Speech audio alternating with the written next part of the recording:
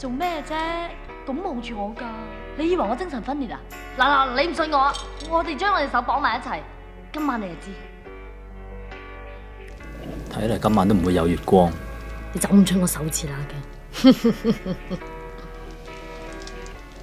原來你就係我大佬講嗰個林青霞。你大佬？琴日俾你打嗰條粉腸叫至尊寶嘅咧，我係佢媽生細佬至尊玉。至尊寶、至尊玉，你想呃我啊？你接受我對你嘅愛，我哋一齊遠走高飛咧。愛我就付出代價先啦。我今日呃佢話我殺咗你，你以後安樂啦。所以我要攞你身上一件信物俾佢睇，金銀珠寶啊、月光寶盒啊嗰啲。不過嗰啲冇用噶。嗱，你攞我把紫青寶劍俾佢睇，佢一定會信到你十足十噶。都好。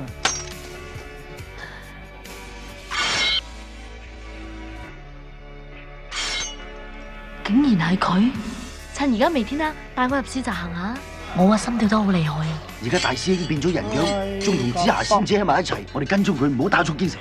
我嘅意中人喺附近啊！係，你見到啊？死啦！我好驚啊！驚咩啫？呢段姻緣係上天安排噶，你話幾驚呢？又或者佢有老婆呢？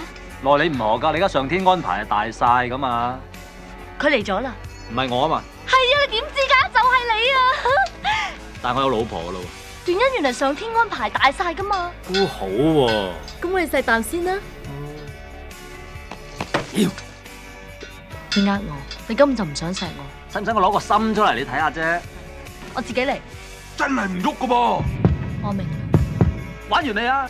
喂，你唔好嬲啦，我玩下咋？個包其實喺我家姐度啊，佢實會俾翻你嘅。點敢嬲你啊，姐姐？擺你上神台度觀音咁擺都嚟唔切啦！天黑啦，我俾開家姐啊，祝你好運啦。唔該唔好運啊，呢鑊真係。